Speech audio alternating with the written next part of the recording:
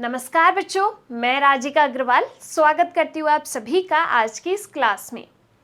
यहाँ पर हम पढ़ रहे हैं कक्षा 12वीं का अध्याय नंबर 4 जिसका नाम है पारिस्थितिकी के सिद्धांत। पिछली क्लास के अंदर हमने स्टार्ट किया था एक नया टॉपिक जिसका नाम है जैविक अन्योन्य क्रियाएं, जिसमें हमने 3 अन्योन्य क्रियाएं पढ़ी, जिसमें शिकार देखा, असहभोजिता पढ़ा और परजीविता के बारे में पढ़ा। नेक्स्ट जो अन्योन्य क्रियाएं हैं वो आज की क्लास में हम देखने वाले हैं और इस चैप्टर को कंप्लीट करने वाले हैं। चलिए सबसे पहले हम बात करते हैं स्पर्धा के बारे में। तो देखो, स्पर्धा को अपन क्या कहते हैं? कंपटीशन कहा जाता है। अब देखो, ये जो स्पर्धा है, इस फोटो से आप क्या देख रहे हो कि जो एक ही प्रजाति के जीव हैं उन दोनों के बीच में लड़ाई हो रही है।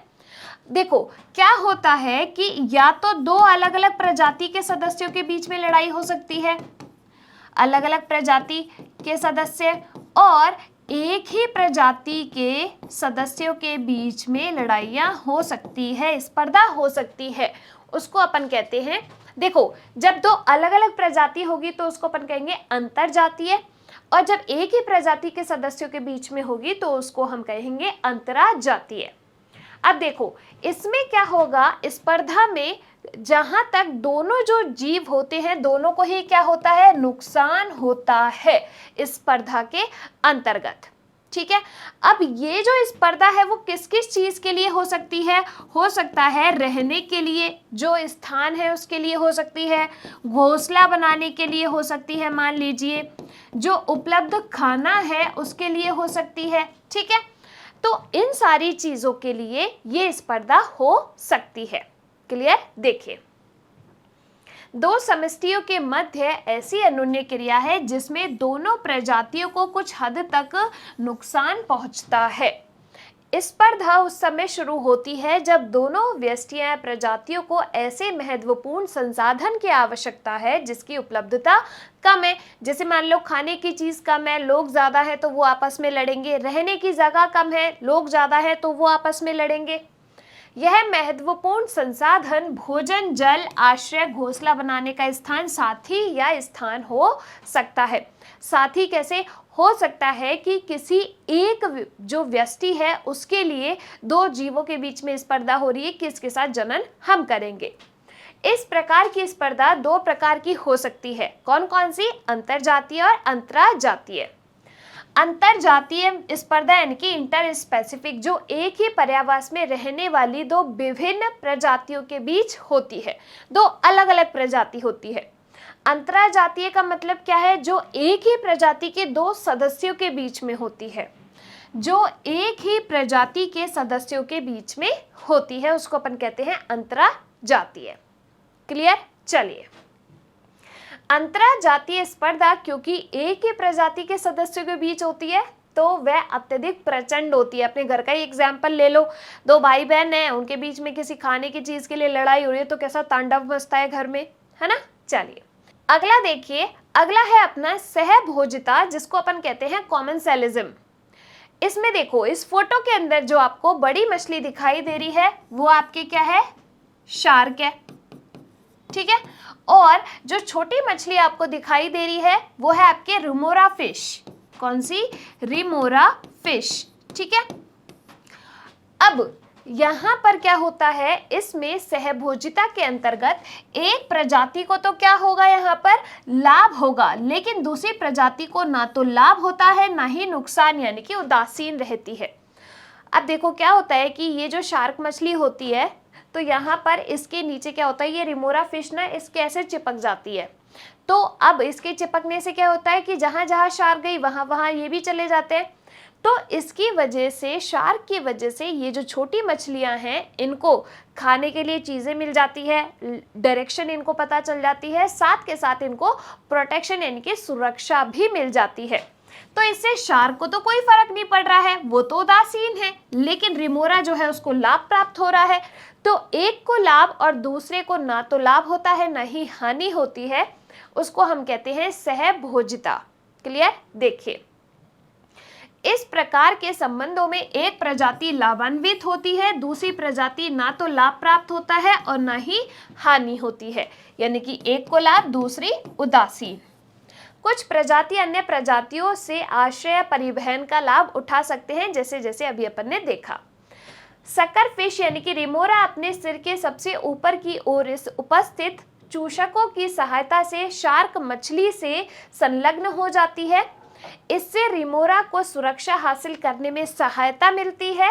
इसके साथ साथ मुफ्त परिवहन और शार्क का बचा हुआ भोजन भी इनको प्राप्त होता है और इससे शार्क जो है उसको कोई नुकसान नहीं होता।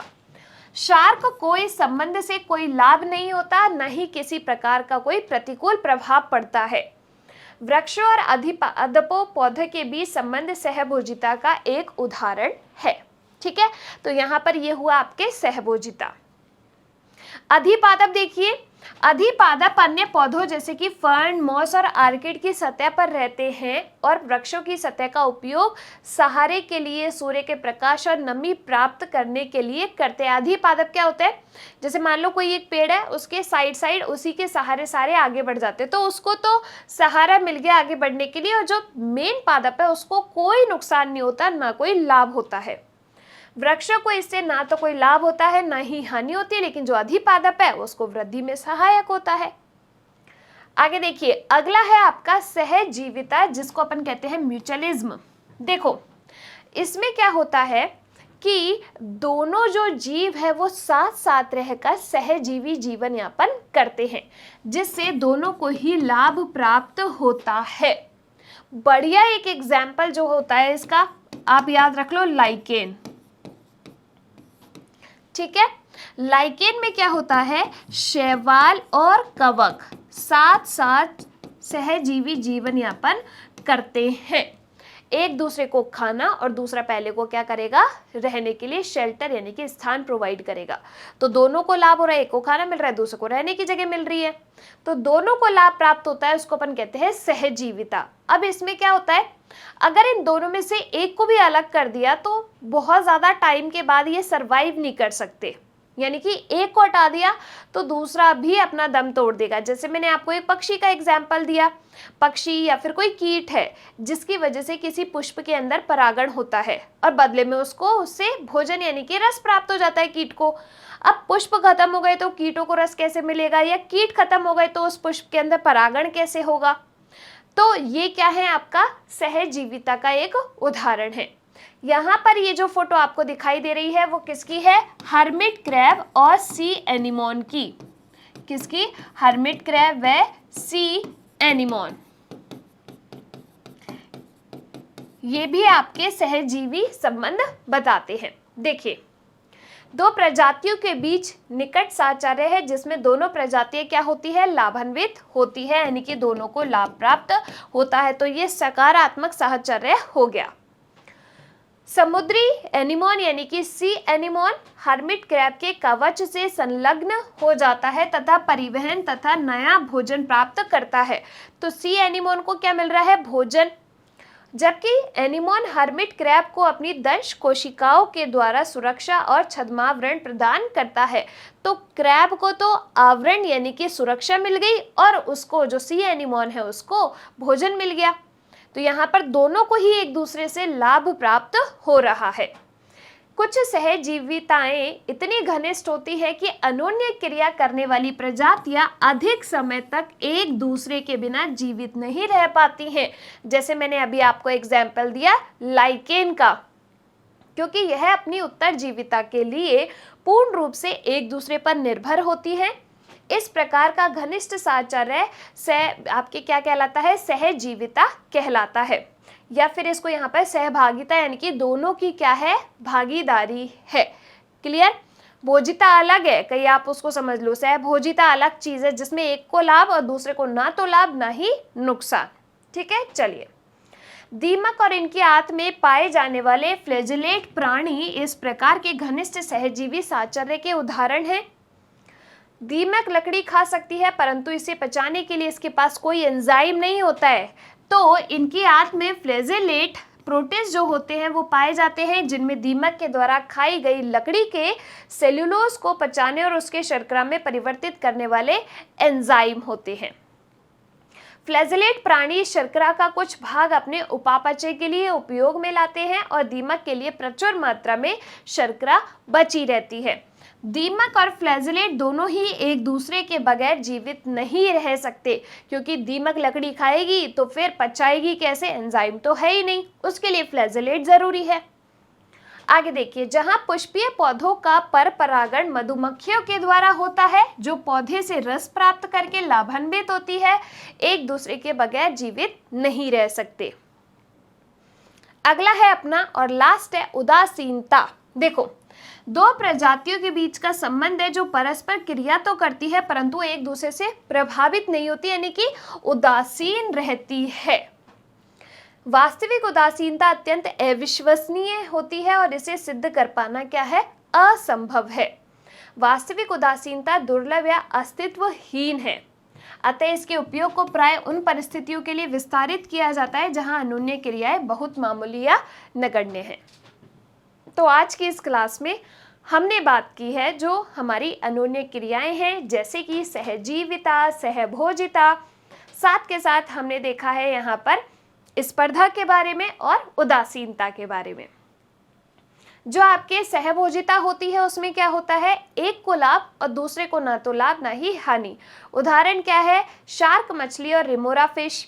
दूसरा हमने देखा सहजीविता, जिसमें दोनों को ही लाभ प्राप्त होता है और सहजीवी संबंध बनाते हैं। एक दूसरे से अलग किया तो दोनों ही जीवित नहीं रह पाएंगे। उदाहरण है लाइकेन, हर्मिट क्रैब और सी एनिमोन, पुष्पीय पादप और आपके कीट।